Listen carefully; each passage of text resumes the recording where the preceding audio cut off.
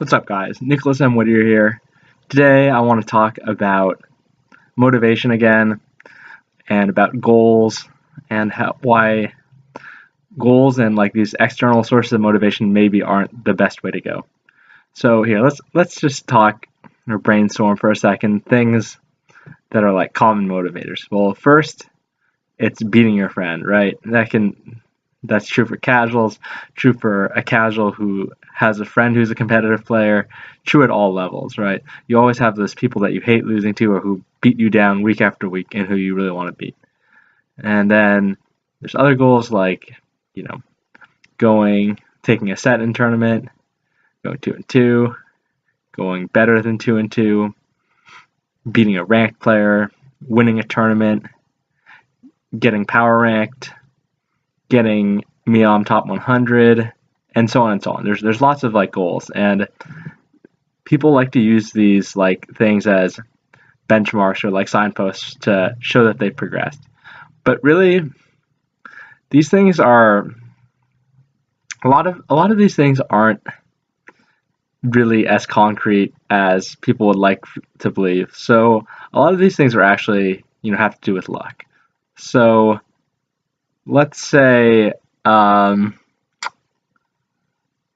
here's an easy one. This is a little bit of hyperbole, but like, beating Dwan at the Foundry wasn't a very meaningful accomplishment. Like, we have, like half a dozen people who aren't even like top 500 in the world who beat Dwan at the Foundry, and he was like a top 10 player. So, that people could use that as a feather in their cap, but it's really pretty meaningless. Also, beating Armada at the Foundry, or who else dropped? Who else is really good? Mango. Yeah, Bartle beat Mango at the Foundry.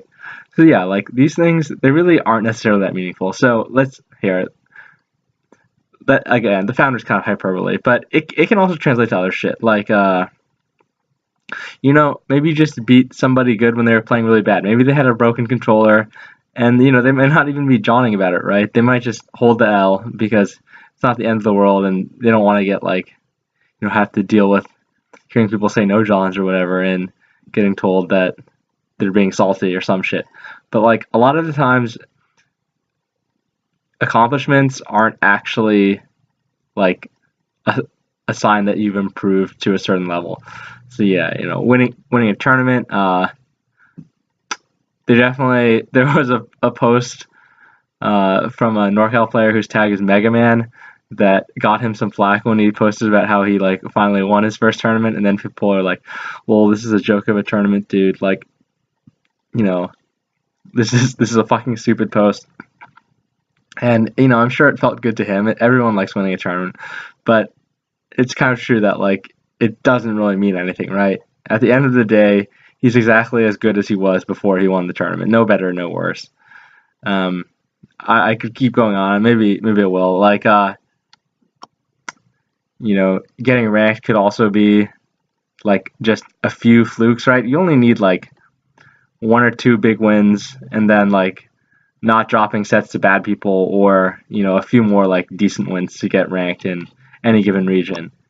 So like if you just kind of fluke a win or two because your opponent SD'd twice crucially, and then you beat up the other Arcadians, you could get ranked in a strong region, and so on and so on. Miam top 100, that has a lot to do with exposure and getting people to like watch you beat up somebody good on stream. But again, what if the other person's just playing bad, or like what if your stream matches end up being matches where you play bad, or just like it's matches where you play the best ever.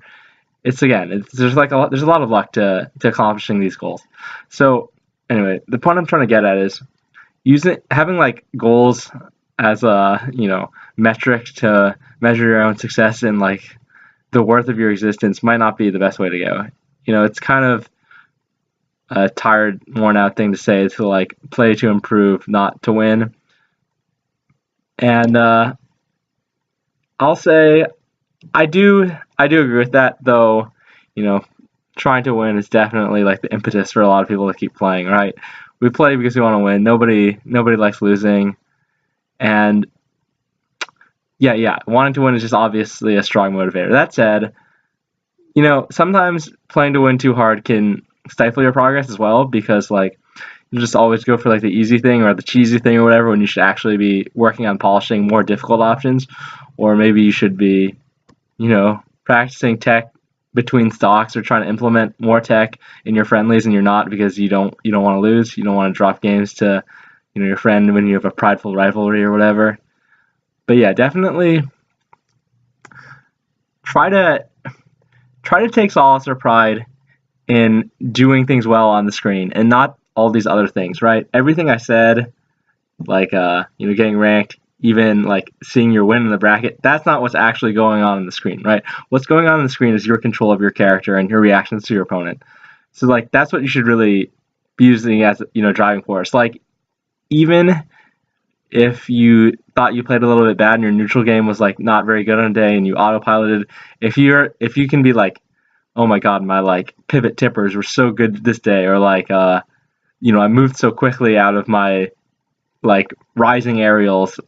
That's something that I think is hard. I think like fast falling your rising aerials really fast and then moving out of it is pretty hard. So yeah, that's something like if I'm doing that really well one day, I'll feel pretty good about that. And I mean, I'll give some more concrete examples. So at Pat's House 2, the one a couple of years ago now, 3 years ago I think. That weekend, I had the best gentlemen's and the best wave dashes out of shield of my life, for sure. Never been able to replicate it, and you can bet your ass I've been trying, especially with the wave dash out of shield for years. But like, even though I didn't do amazing that turn, I did decent. I actually had a really good set against Hungry Box. I got to feel really good about my play, even though I still got 25th or whatever, 17th, 25th, whatever last in the bracket was. I think that's what I got. Maybe a 1-1 set in the bracket. So it's something that I still remember to this day, that it's like, okay, that was really good. I should try to replicate that. I feel good about myself when I can just feel that I'm doing something well. It could be anything else too, right? It could be ledge dashes. It could just be you thought your punish game was like really on point. You thought your mind games were really strong. Whatever. Think about what you're doing, and not like things that are based.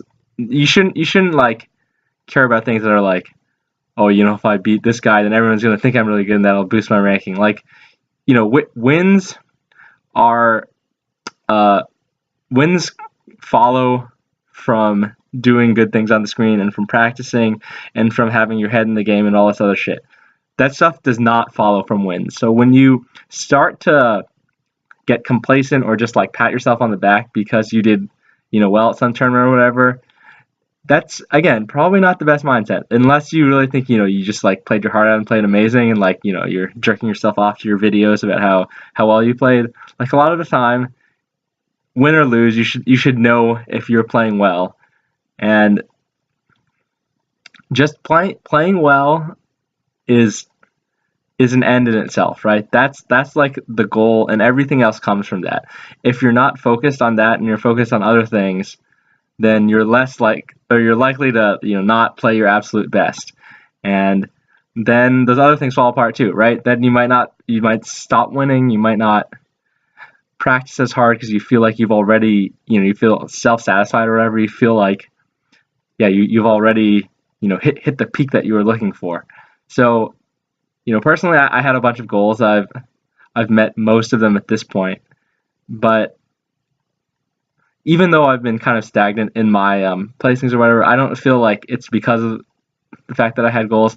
I still very much have the same fire to improve, and like do all these things that I don't see other people do. I want to show a bunch of tools on the screen that other Falcon players don't use. I want to like I have a high drive for mastery of all these little things. So that's what you should be thinking about when you're playing. You should be thinking about what you need to practice, what you're doing well, what you need to do better, how you can expand your toolkit in the game, why you're winning, why you're losing, these kinds of things. Don't focus on the results, these sources of like these goals. The external motivation isn't as pure an endeavor. It's something that definitely taints a lot of players' mindsets, and they're not as likely to keep climbing the mountain, right? There definitely is something to be said for having goals, and like it feels good, right? It's motivating. But if you just have goals, well, okay, I guess there's two things to it. One, with goals, like when you meet them, you can slack off, but also if you don't meet them, it can get pretty discouraging, right? I would say with with definite certainty here, I've never beaten Dewan in like a legitimate set where, you know, it was at like a serious tournament and we were both giving it our alls, and I had the grit and came out on top or whatever. And I've been trying for like 5 years now or something, right? That can be pretty demotivating, right? Because I practiced way more than he did, and I feel like I was pretty good against both his characters that he played, and I still would always manage to not win. And then other people get discouraged when they don't meet their goals. So anyway, the point is, take solace, take pride in what you're doing on the screen, and not what the bracket says, not what other people say, and so on and so on. All right, hope you enjoyed this. Still haven't made that slide yet where I'm going to plug myself. I think I will do that in the next day to have all my other like social media or whatever linked, so I won't have to say follow me on Twitter at whatever. All right, have a good weekend, guys. Happy holidays.